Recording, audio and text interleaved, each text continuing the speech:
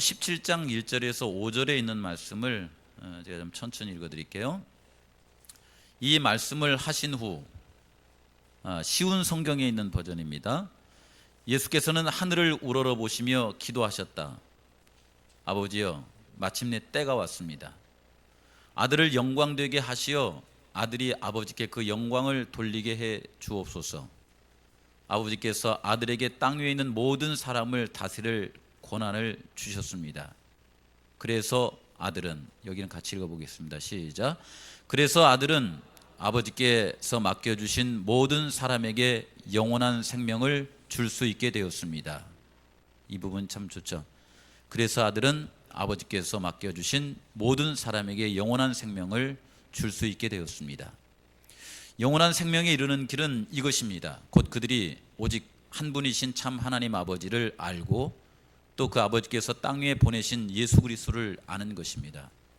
나는 아버지께서 내게 맡겨주신 모든 일을 다 이룸으로써 땅 위에서 아버지께 영광을 돌렸습니다. 아버지여, 그러므로 이제는 세상이 시작되기 전에 내가 아버지와 함께 누리던 그 영광을 아버지 앞에서 다시 누릴 수 있도록 나를 영광되게 해 주옵소서. 사실 요한복음 17장에 있는 말씀은 쭉 읽어 내려가서 보시면 예수님의 기도가 이제 이루어지지 않습니까? 그건 예수님의 십자가의 죽음이었습니다. 예수님의 십자가의 죽음 때문에 이제 우리는 예수님을 통하여서 아버지가 어떤 분이신가를 알게 되고 또 예수님이 어떤 분이신가를 알게 되면서 아버지와 예수님이 하나인 것처럼 우리도 그 안에 있게 되는, 그래서 아버지와 또 예수님과 우리가 하나 되는, 거기에서 그치는 것이 아니라 그런 아버지와 예수님의 사랑이 우리를 통해서 흘러서 우리 성도님들도 하나님의 사랑으로 하나 되는 그 지경까지 이르게 해달라고. 제가 처음 재림교회에 왔을 때에 재림교회에서 주는 메시지 가운데 굉장히 신선했던 것이 예수님 재림 전에 하나님의 백성들에게서 하나님의 품성이 재현되면 그분께서 그분의 것을 찾으시러 오신다. 이 기별이 참 마음에 좋더라고요. 이런 일들이 이루어지기를 예수님께서 마음 가운데 소원하시면서 요한복음 17장에 있는 예수님의 기도를 하시는 걸 볼 수 있습니다. 지난주 제주대회 선교 페스티벌을 했습니다. 성산교회는 주님 고대가를 준비해서 함께 했는데 찬양의 스킬보다는 찬양하는 마음을 이렇게 표현해 보자 이렇게 했는데 제가 이렇게 마음 가운데 뭐 100%는 아니었었고 한 7, 80%는 이렇게 좀 보여드리지 않았나 이런 생각이 들어요. 왜냐하면 많은 분들이 노래를 잘했다는 얘기보다 감동을 받았다는 말씀을 많이 했기 때문에 그렇습니다. 오랫동안 재림신앙을 하시면서 교회 안에서 연세가 드셨고 그분들의 마음에 간절한 소원이 무엇인가를 이렇게 함께 나누었던 그런 자리였던 것 같아요. 그래서 은혜를 받았습니다 이런 얘기를 많이 했어요. 하나님의 은혜를 받았습니다. 이제 올해 2024년을 보내고 2025년도를 이렇게 맞이할 때에 우리 성도님들에게도 하나님 은혜가 가득한 그런 새로운 한 해를 맞이하게 되시기를 주님의 이름으로 간절히 바랍니다. 그러면서도요 2024년도 이렇게 자꾸 이렇게 이제 며칠 보내려고 하는데 이런 표현이 있잖아요. 어딜 떠나려고 하면 누가 밟혀서 못 가겠다 그런 말이 있잖아요. 요즘은 늘 그 마음이 제 마음속에 있어요. 뭘 하려고 하는데 자꾸 마음이 밟혀요 이렇게. 근데 어느 분이 이제 시를 쓰면서 이런 글을 써놨더라고요. 삶이라는 것은 자꾸만 눈에 밟히는 페랭이 꽃, 누군가에게 무엇으로 남길 바라지만 한편으로는 잊혀지지 않는 게 두려워 자꾸만 쳐다보게 되는 페랭이 꽃. 이 류시아 씨의 이 페랭이 꽃에 관한 시를 적어놓은 건데 여기에 보시면 자꾸만 눈에 밟히는 페랭이 꽃이라고 하는 표현을 썼잖아요. 이 페랭이 꽃은 아주 흔한 꽃입니다. 대한민국에 어디나 가도 있고 제주도에도 이 꽃이 있어요 없어요? 이 꽃이 굉장히 많습니다. 다양한 모습으로 우리 주변에 가까이 있는 이 꽃인데 이 페랭이 꽃의 꽃말이 순결한 사랑이라고 합니다. 순결한 사랑. 살다 보면 우리 눈에 자꾸 밟히는 사람이 있죠.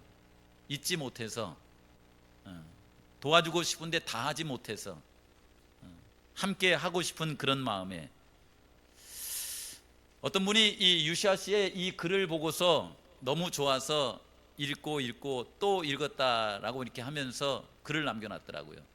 그러면서 그 유시아 시인에게 이런 글을 써놨어요. 시인이여, 미안해요.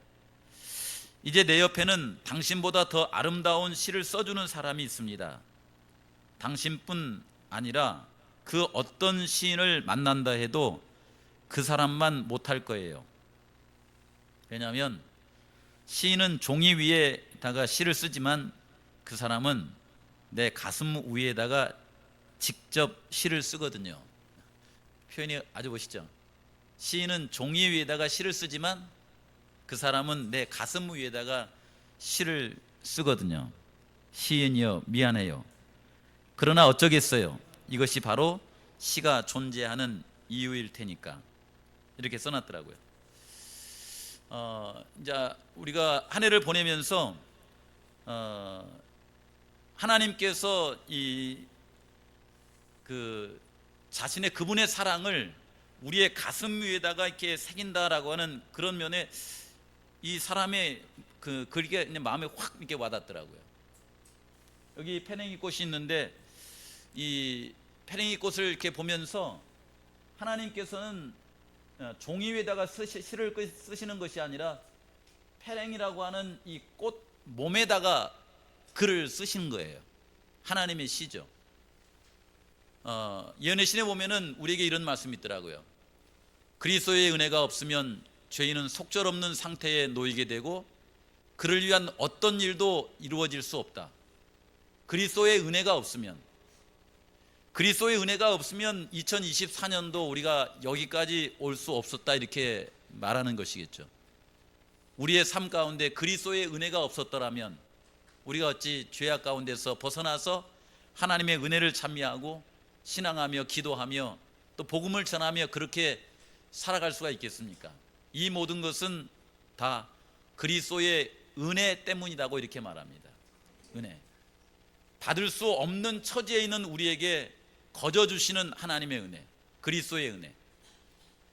그러나 그리스도의 은혜를 통하여 여기 무슨 표현을 썼냐면 초자연적인 능력이라는 표현을 썼어요. 초자연적인 능력. 초자연적인 능력이 사람에게 주어지고 그 능력이 정신과 마음과 품성에서 역사하게 된다. 초자연적인 거죠. 초인적인 겁니다. 우리가 할 수 없는 그 너머의 은혜와 힘이, 능력이 우리에게 오셔서 우리의 정신과 우리의 마음과 우리의 품성의 역사함으로 우리를 이렇게 은혜 가운데서 변화시켜 주시는, 이것이 하나님의 은혜라고 이렇게 할 때에 참 올 한 해 동안 과연 하나님께서 우리와 함께 하셨다라고 하는 그런 생각이 우리의 마음속에 듭니다. 여기에 이어서 우리에게 주시는 말씀이 이런 말씀이 있어요. 죄의 가증한 본질을 분별해내고 마침내 내 마음의 성전에서 죄악을 쫓아내어 버리게 되는 것은, 우리의 마음속에서 이 죄 있잖아요. 죄에서 많은 죄된 생각이 나오고, 하나님은 우리의 사상을 아신다고 그러잖아요. 우리의 생각, 이 죄된 생각을 우리의 마음속에서 이렇게 쭉 쫓아낼 수 있는 그런 것은 그리스도의 은혜를 나누어 받음으로써 되는 일이다, 이렇게 표현해 놨습니다. 내가 조금 괜찮은 사람이기 때문에 되었다가 아니라 그리스도의 은혜를 내 마음속에 이렇게 나누어 받을 때에 우리 안에 죄된 생각이, 죄악이, 죄된 품성이 물러가게 된다라고 하는 표현입니다. 이 표현은 정말 아름다운 표현이죠. 그렇죠. 저는 이 표현을 이렇게 가만히 이렇게 묵상하다가 무슨 생각을 했냐면은 마치 이런 것 같다라고 이렇게 생각이 됐어요. 우리가 살아가면서 믿음을 통하여서 예수님의 은혜, 주님의 은혜를 마음속에 받아들이면은 우리가 병원에 가면은 닌겔 주사를 맞지 않습니까? 닌겔 주사를 맞으면 닌겔 주사 바늘을 여기 어딘가 이렇게 찾아가지고 이 정맥에다 이렇게 놓죠. 정맥에다 이렇게 놓으면 이제 딱 주사를 놓고 그다음에 닌겔에 있는 이게 수액 거기 흐르는 거기에 이렇게 버튼을 조절하면 한 방울씩 한 방울씩 떨어지면 이게 어디로 들어갑니까? 우리의 몸으로 이렇게 들어오죠. 이게 몸으로 들어오면은 이 정맥을 타고 이렇게 쑥 들어가고 어디로 가겠어요? 혈관을 타고 심장으로 가겠죠. 그렇죠? 심장으로 갔다가 그다음에 이렇게 폐로 가서 다시 이렇게 좌심방 좌심실로 이렇게 들어와서 이제 동맥을 통해서 온 몸에 이렇게 공급이 되지 않습니까? 그런 것을 한번 상상을 해봤어요. 하나님의 은혜가 내게 와서 마치 그 이렇게 수액이 내 이렇게 핏줄기를 따라서 이렇게 들어가서 심장을 통해서 그 다음에 이렇게 폐를 통해서 이렇게 다시 이렇게 좌심방 좌심실을 통해서 내 동맥으로 해서 온 몸에 이렇게 퍼지는 것처럼 하나님의 은혜가 내 속에 이렇게 딱 들어와가지고 이 혈관을 타고 내 속에 들어와서 내 이렇게 이 몸에 이렇게 새겨짐으로 내 마음이 그리스도의 은혜로 이렇게 확 이렇게 가득해진다고 하면은 마승용이라고 하는 이 삶이 초자연적인 어떤 초인적인 하나님께서만 주실 수 있는 은혜로 내 마음의 생각과 내 삶이 변화될 수 있을까? 만약 그런 삶이 우리에게 주어진다고 하면 얼마나 행복하고 좋을까? 이런 생각을 해봤습니다. 우리 몸이 이렇게 돼 있잖아요. 이렇게요. 이런 식으로요.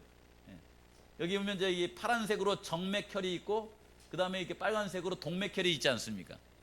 이 피가 이렇게 순환하는 것처럼 그리스도의 은혜가 실제로 우리의 삶 가운데 들어와 가지고 우리의 삶을 이렇게 완전히 이렇게 지배했을 때에 우리의 삶을 통하여서 이 페랭이 꽃이 아름답게 핀 것처럼 인생이 하나님의 품성을 이렇게 드러내면서 아름답게 피어난다면 얼마나 이렇게 아름답고 좋을까라는 그런 생각을 해보게 된 거예요. 구체적으로 여러분, 예수님께서 이 땅에 재림하실 날이 그렇게 멀지 않습니다.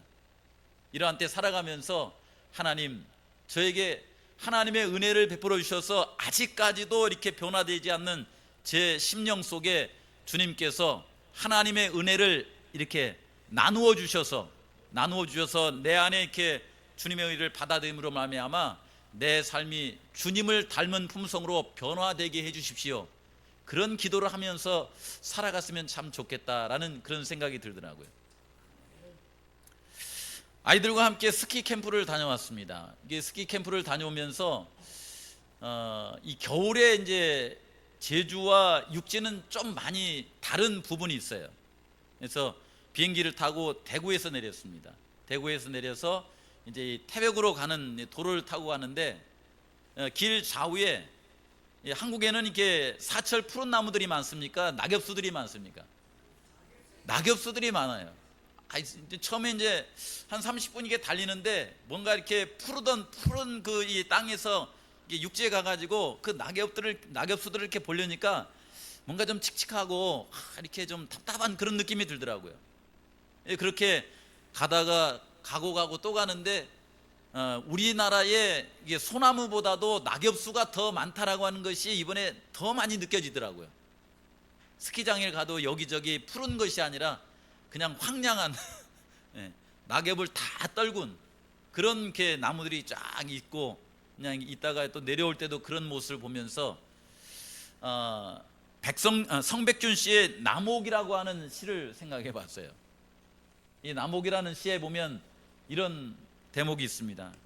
추울 텐데 한 입 한 입 입성을 모두 벗어버리고 알몸으로 겨울 문턱을 들어서는 나무.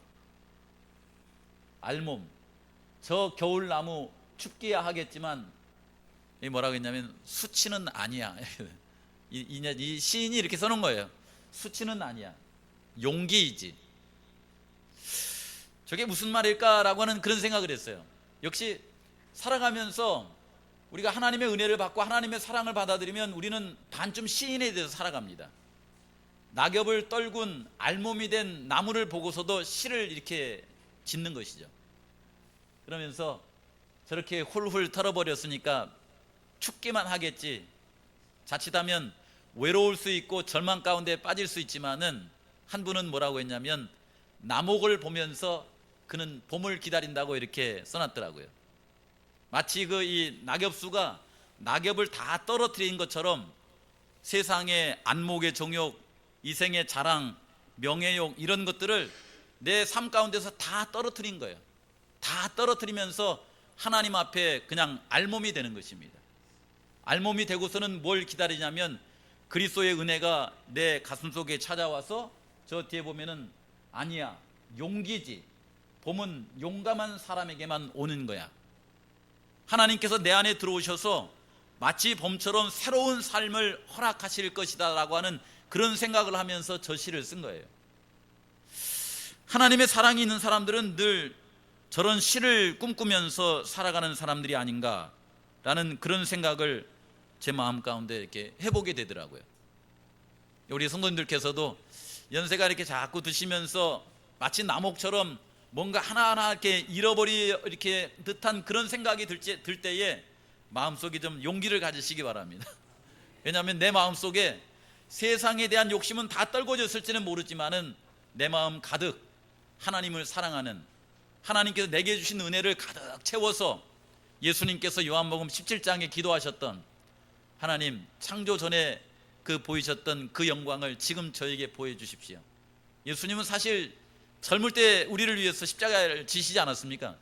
세상의 것 하나 원치 아니하시고 오로지 하나님의 사랑을 온 우주 가운데 드러내어서 그 사랑의 결과로 잃어버린 인류를 다만 구원하셔서 영원히 살아가는 시간적 구원뿐만 아니라 잃어버린 품성을 회복하여 주셔서 하나님과 소통할 수 있는, 내 마음이 하나님을 닮을 수 있는 그런 사람으로 회복시켜 주시기 위해서 예수님께서 십자가의 길을 걸어가신 것을 생각해 볼 수 있는 좋은 생각이었어요. 아이들과 함께 이제 2박 3일 동안 스키 캠프를 이렇게 하는데 2박 3일이 그렇게 긴 줄을 몰랐어요. 엄청 길더라고요. 아주. 첫날은 그냥 그런 것 같다 하고 이렇게 아이들하고 같이 이제 스키 강습을 받고 잠을 잤습니다. 그 다음 날은 오전 오후 스키 강습을 했어요. 저녁에까지 이제 또 이렇게 프로그램을 하고 하는데 이 시간이 정말 안 가는 거예요. 왜 그런가 이렇게 봤더니 제가 있어야 될 곳은 제주인데 그곳에 가서 있어갖고 그런 거예요. 그게 이제 그 다음 날 했는데 마치 한 일주일 보낸 것 같더라고요. 그래서 서둘러서 제주도를 가야 되겠다 이런 생각이 드는데 비행기표가 저녁 때 시간이에요. 7시 반 비행기더라고요. 7시 반 비행기. 그래서 이제 아이들과 함께 이제 시간을 보내고 또 지루한 그 시간까지 이제 기다렸다가 이제 비행기를 이렇게 딱 타고 들어오는데 늘 느끼는 것이지만은 여기 있을 때는 여기를 벗어나고 싶어요. 제주도를 벗어나고 싶어요. 근데 밖에 나가가지고 하루 이틀 있으면은 뭐 하고 싶어요? 들어오고 싶어요. 다시 오고 싶은 거예요. 특히 겨울 같은 때는 아까도 말씀드렸지만은 그냥 육지에 보니까 낙엽을 다 떨고 가지고서 황량해요. 황량한데 제주도는 어때요? 그래도 제주도는 푸른 나무들이 많잖아요. 삼나무, 뭐 측백나무, 뭐 이런 이거 뭐 무슨 나무죠? 이거 갑자기 생각이 안 나요.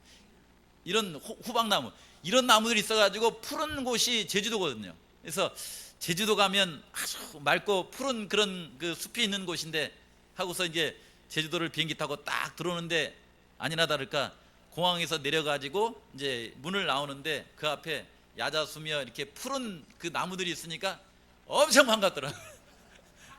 제주도는 그런 곳이더라고요. 푸른 나무, 공기가 아주 상큼하고. 장로님들도 웬만하면 제주도 이제 그런 모습을 이렇게 보면서 참 제주 좋구나. 사실 아이들 차를 타고서 성산에 얼른 오면 1시간에 옵니다. 탑승 이제 같이 좀 가자고 이렇게 제안을 하면 저는 들어와서 이제 시간표를 보니까 버스 시간표가 한 30분 남았더라고요. 왜냐하면 30분 좀 기다렸다가 성산 가는 버스를 타자 이렇게 하고 이제 30분 기다리면서 이야기 저 이야기 이렇게 하고 그 다음에 가지고 왔던 책도 좀 읽고 버스에다가 몸을 실었습니다. 이 버스에다가 이렇게 몸을 실은 제 나름대로 이렇게 생각이 있어요. 뭐냐면은 버스를 타고서 성산에 오면은 약 1시간 한 20분 정도 걸려요. 1시간 20분 정도 걸리죠. 그러면 오다가 졸다가 그 다음에 깨다가 이렇게 하면서 귀를 기울이는데 어디에서 내리라는 소리를 기울이냐면은 고성, 여기가 무슨 정거장이에요? 고성 환승 정거장이에요. 고성 환승 정거장. 그다음 종점은 어디예요? 성산항이에요. 이제 늘 이렇게 버스를 타면 느끼는 지점이 성산항은 가면 다 왔다는 느낌이고, 고성 환승장은 고성 환승장에서 내려가지고 거기서 머무는 것이 아니라 또 어딘가에 가야 된다는 느낌이잖아요. 환승을 해야 되니까. 근데 그 고성 환승이라는 말이 참 좋아요. 고성 환승. 그래서 버스를 탄 거예요. 네. 고성 환승장에 와가지고 다른 버스를 타는 것이 아니라 사람을 만납니다. 저는 거기서 혼자 집에 들어오는 거 되게 싫어해요. 그래서 이제 집사람한테 좀 마중 나올 수 없냐 얘기하죠. 나오라고 그래요. 걸어 나오든 차를 갖고 나오든. 근데 이 환승이기 때문에 뭔가 이렇게 누구하고 같이 만나서 가고 싶은 그런 생각이 자꾸만 들어요. 종점은 제가 걸어오라고 하면 걸어올 수 있을 것 같아요. 근데 느낌이 그렇다 이 말입니다. 그래서 그런 생각이 왜 있을까? 뭐 제 나름대로 이렇게 이제 시적인 생각을 하는 겁니다. 예수님께서 재림하실 때에 그냥 오거라, 내가 능력 줄 테니까 해도 될 텐데, 굳이 예수님은 뭐 하셔요? 마중을 나오세요. 마치 재림은 마중 같은 거거든요. 왜냐하면 그분은 왔다가 바로 가실 거잖아요. 근데 굳이 우리를 데리러 오신 거잖아요. 이 지구의 환승장, 고성 환승장처럼 오셔가지고 우리를 데리고 가는 거잖아요. 그렇죠? 그래서 이 고성 환승장에서 내려가지고 집사람과 같이 때로는 걷기도 하고 차를 타기도 오지만은 어디로 가는 거예요? 어디는 어디겠어요? 집이지. 멀리는 안 가요 이렇게. 그러나 그 과정이 굉장히 저는 마음이 좋아요. 환승장에서 갈아서 집으로 가야지. 이 느낌이 좋은 거예요. 우리 성도님들도 이렇게 늘 생각해 보신다고 하면은, 예수님을 만난 다음에 우리는 돌아갈 곳이 있어요, 없어요? 우리가 있는 곳은 잠시 있는 곳이지 환승해 가지고 다른 곳으로 가야 됩니다. 예수님께서 예비하신 곳, 그분께서 우리와 함께 있기를 원하신 그곳으로 이렇게 가는 거잖아요. 내일 모레면은 씨 뿌리기 전도가 마쳐지면 또 어디로 가셔요? 이제 마치 환승 집으로 가시잖아요. 집으로 가셔서 가족들을 만나고, 또 2주나 교회를, 그것도 교회 선교회장 그 다음에 수석 장로님들이 교회를 비웠으니 교인들이 얼마나 기다리겠어요? 1주도 아니고 몇 주요? 2주나 기다렸으니. 저도 이게 여기 지금 누구야, 우리 홍봉철 장로님 저기 천안 가면 마음 한편에는 가족들 찾아갔으니까 아이고 뭐 그래도 가족들과도 가서 봐야지 이런 생각이 있는데, 또 한편으로는 무슨 생각이 들어요? 한 주 안 오면은, 한 석 주 안 오면은 미워져요 이렇게. 넉 주 안 오면은 전화가 저절로 돼요. 막 장로님 언제 오십니까? 물론 이제 가족들은 아빠가 또 남편이 옆에 있으면 좋죠. 근데 성산 교회 입장에서는 그 이 등치 큰 홍봉철 장로님이 저 자리를 딱 차지하고 있으면서 큰 소리로 이렇게 찬양해 주시고 함께 있는 것이 참 기분 좋거든요. 그런 거 있죠. 마치 우리 장로님들도 그런 역할일 텐데, 좀 있으면 또 집에 가셔야 돼. 그런 느낌이에요. 그런 느낌. 하나님께서 예수님이 이 땅에 오셔가지고 구속을 이루실 때에 그분이 기도하시면서 이런 기도를 드신 거잖아요. 아버지여, 마침내 뭐가 왔어요? 때가 왔습니다. 예. 뭔가 이렇게 이 결전의 때가 왔습니다. 인류의 운명을 바꿔놓을 때가 왔습니다. 아니, 하나님의 뜻을 이룰 때가 왔습니다. 하나님께서 인류를 구원하시고자 그분이 원하시는데, 그래서 하나님이 예수님을 이 땅에 보내주셔서, 우리가 요청해서 온 거 아니잖아요. 하나님이 보내주신 거거든요. 여러분, 구원은 우리가 아쉬워가지고 막 애걸하니까 이루어진 거예요? 하나님께서 이렇게 하시고 싶어서 하신 거예요? 하나님께서 하시고 싶어서 하신 겁니다.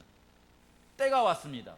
아들을 영광되게 하시어 아들이 아버지께 그 영광을 돌리게 하여 주셔서, 이 과정을 통하여서 잃어버린 인류를 구원해 달라고 하는 이 말씀을 하는 것을 볼 수 있습니다. 예수님께서 이 땅에 초림하실 때에 목동들을 이렇게 찾아가 가지고 누가복음 2장에 보시면 이런 과정이 있잖아요. 지극히 높은 곳에서는 하나님께 영광이요 땅에서는 하나님이 기뻐하시는 사람들 중에 평화로다. 이 일이, 이런 그 일이, 여기 보시면 앞에 많은 천군이 그 천사들과 함께라고 했죠. 수많은 천군이 그 천사들과 함께. 여러분, 수많은 천군이, 천사들은 이해하겠는데 수많은 천군이라는 말이 무슨 말입니까 이게? 천군인, 그러니까 한 군대도 이렇게 엄청나게 많은 건데 천군인이라고 그랬잖아요. 이게 굉장히 많은 거죠. 인류를 구원하는 일에 있어서 하늘 천사들의 지대한 관심을 갖는 가운데 예수님께서 이 땅에 오신 장면들을 이렇게 소개하면서 이 빨간 글씨로 된 그 이야기를 하는 것이고, 그분께서 이 땅에 성육신하신 목적은 요한복음 17장에 바로 그때를 위해서 이 땅에 오신 거예요. 우리를 위해서 십자가를 지심으로 말미암아 우리를 구원하시고자 하는 그 일을 이루시기 위해서 이 땅에 오신 겁니다. 이 일에 대해서 아까도 이렇게 말씀을 드렸지만은 요한복음 66장에 보면은 그러므로 때가 되면 하나님의 영광이 드러날 것이다 라고 하는 말씀을 우리에게 주시거든요. 이것은 제가 이렇게 늘 부르기를 좋아하는 참인데 부르지는 않겠습니다. 이게 조금 쉽지는 않아요. 나를 지으신 이는 하나님, 나를 부르신 이도 하나님, 우리 여기 오셨는데 나를 보내신 이도 누구예요? 하나님. 나의 나 된 것은 다 뭐 때문이라고요? 내가 잘난 것 때문이죠. 내가 많이 배운 것 때문이죠. 나의 노력 때문이죠. 나의 재능 때문이죠. 나의 용기 때문이죠. 사람들은 살아가다가 우리 마음 가운데 나라고 하는 이 이기심이라고 그러잖아요. 나 중심의 생각이 있기 때문에 어떤 것에 대한 원인을 내 안에서 찾으려고 하는데, 이 노래는 뭐라고 하냐면 나의 나 된 것은 누구 때문이라고 그래요? 하나님의 은혜 때문이라고 말합니다. 그래서 이 찬미가 많은 이 사람들에게 이렇게 불려지는 겁니다. 나의 달려갈 길 다 가도록, 나의 마지막 호흡 다하도록 나로 그 십자가 품게 하시니 나의 나 된 것은 전적으로 누구의 은혜라고 그래요? 하나님의 은혜, 한량없는 이 하나님의 은혜. 이 은혜를 우리 성도님들의 삶 가운데 누리고 살았으면 좋겠는데, 이사야 66장에 그러므로 때가 되면 내가 언어가 다른, 각기 다른 문 나라와 민족들을 한자리에 모을 것인데, 그러면 그 모든 자들이 예루살렘에 몰려와서 뭘 본다고 그래요? 나의 영광을 보게 될 것이다. 요 18, 그 이사야 66장 18절인데 요 얘기가 무슨 얘기냐면 사복음서와 사도행전 1장, 그 1장에서 8장 얘기입니다. 이것이 여기 한 절인데, 많은 그 신학자들이 요걸 설명할 때에 요건 사복음서와 사도행전 1장에서 8장까지 이야기라고 이렇게 표현을 해요. 이것이 하나님의 영광을 사람들이 몰려와 가지고 본 거예요. 그리고 그 영광을 보면서 그 영광을 증거하기 위해서 나아가는 것입니다. 에티오피아 내시가 누구를 만났어요? 빌립을 만났습니다. 빌립을 통해서 얼마 전에 십자가에 달려 돌아가신 분에 대한 설명을 듣죠. 그리고 그 설명을 통하여서 하나님의 영광을 보게 됩니다. 그가 에티오피아에 돌아갔을 때 그 에티오피아 지역에 뭘 전했다고 그래요? 그가 만난 하나님의 복음을 에티오피아 지역에 전했다고 이렇게 얘기합니다. 요 얘기를 이루는 것이죠. 그리고 이사야 66장 19절부터 있는 말씀에 여기 보시면은 그때 나는 그들 가운데 나의 영광을 밝히 드러내는 뭘 둘 것이라고 그래? 징표를 둘 것이라고 해요. 이 징표가 뭘까요? 여기 나의 영광을 밝히 드러내는 징표, 이 징표가 뭘까요? 이 징표가 십자가라고 이렇게 말합니다. 십자가. 어느 분은 그렇게 썼더라고요. 사경을 준비하다가 여러 책들을 이렇게 보는 가운데 예수님께서 이 땅에 오셔가지고 병자도 치료해 주시고 5천 명을 먹여주시기도 하시고, 그 다음에 가난한 자들과 함께 있기도 하시고, 그분의 삶 가운데 많은 이적을 하셨어요, 안 하셨어요? 그 모든 것들이 예수님께서 어떤 분이라고 하는 게 징표냐면은 그분은 하나님께서 이 땅에 보내주신 메시아라고 하는 징표가 된다고 합니다. 근데 그 모든 징표보다 더 두드러진 징표가 있대요. 만약 그 징표가 아니면 그 모든 징표가 무의미한, 의미가 없어져 버리는 징표가 있다는 거예요. 징표 중에 징표. 그 징표는 뭘까요? 그 징표는 십자가라고 합니다. 십자가. 그분이 메시아라고 하는 가장 분명한 징표는 십자가의 사랑이라고요. 죽을 수밖에 없는 우리의 죄를 그분이 지시고 십자가의 죽으심으로 말미암아 우리를 죄 가운데 자유롭게 하여 주시고 하나님의 자녀가 되게 하여 주신, 만약 우리가 이런 예수님의 십자가의 사랑을 우리의 마음 가운데 깊이 이렇게 받아들여서 그냥 머릿속에 머무는 것이 아니라 머리를 통하여서 마치 고인물처럼 이것이 스미고 스며들어 가지고서는 혈관을 타고 이렇게 폐로 들어가고 가슴에 들어가서 우리의 마음을 지배한다고 하면은 그리스도의 십자가는 그 사람의 생각과 삶을 완전히 뒤집어 놓는다고 합니다. 그렇게 표현했어요. 이걸 뭐라고 하냐면 거듭남이라고 이렇게 표현하더라고요. 사람이 바뀌어져 버려요. 이런 십자가의 사랑은 사람을 그 사람이 만약 믿음으로 말미암아 예수님의 십자가의 사랑을 받아들이기만 한다고 하면은 변화되지 않을 수 있는 사람은 있을까요, 없을까요? 없대요. 이것은 없대요. 사형수도 그의 마음이 변하고, 마음이 이렇게 각박한 그런 사람도 예수님의 십자가의 사랑을 믿음으로 이렇게 마음속에 흡수해 가지고 받아들이면은 그분의 생각이, 그분의 삶이 바뀐다는 거예요. 이렇게. 그런 능력이 있다는 겁니다. 그래서 여기서 뭐라고 하냐면 밝히 드러는 징표를 둘 것이고 또 그들 중에서 심판을 면하고 살아남는 사람들 가운데 몇몇을 가려 뽑아서 내가 어디로 보낸다고 그래요? 우도로 보낸다는 거예요. 우도로. 못을 풀어 보낸다는 거예요. 그래서 오신 분들이 누구예요? 여기 씨 뿌리기 전에. 그래서 오신 분들이 여기 있잖아요. 그래서 오신 분들 덕분에 제주도에도 복음의 씨앗이 뿌려진 거거든요. 이게 전도를 한다는 것이 그 사람이 나한테 와서 이렇게 했어요, 그것은 표면적으로 보여지는 것이고, 예수님께서 그들의 마음 가운데 함께 하셔서 그들을 통하여서 이게 복음이 전해지면 하나님의 은혜를 통하여서 사람들의 삶을 바꾸어 놓는다는 거예요. 이 얘기를 이렇게 하고 있는 것입니다. 그래서 이사야 66장 19절은 뭐냐면 사도행전 9장부터 몇 장까지 말씀이에요? 29장까지 있는 말씀이에요. 여기 29장은 세상 말세까지 마지막까지 쓰여지는 사도행전이라고 그러지 않습니까? 여기에 관한 거예요. 여기 글을 읽어보면 그 내용에 관한 것으로 이렇게 이루어져 있습니다. 이제 2024년도는 다음 주 한 주를 지내면 이제 우리와 좀 헤어집니다. 이러한 때에 우리 성도님들께서 하나님의 그 사랑을 마음 가운데 깊이 받아들여서 하나님의 은혜를 깊이 느끼시면서 좀 아름답게 이렇게 보내시고, 내년에는 더 나은 그 하나님의 사역을 위해서 마음 가운데 준비하시는 그런 시간들을 보내셨으면 좋겠습니다. 하나님의 은혜면 제가 보니까 불가능이 없는 것 같아요. 그분께서 함께 하시면. 근데 그 은혜를 우리의 마음 속에 받아들이는 통로가 뭐라고 그래요? 그게 믿음이라고 합니다. 믿음. 그 믿음을 통하여서 하나님의 은혜를 우리의 삶 속에 받아들임으로 말미암아 하나님의 영광이 예수님을 통해서 드러나는 것처럼 우리 성도님들을 통해서 드러나는 귀한 삶을 사시기를 바라면서 말씀을 드리겠습니다.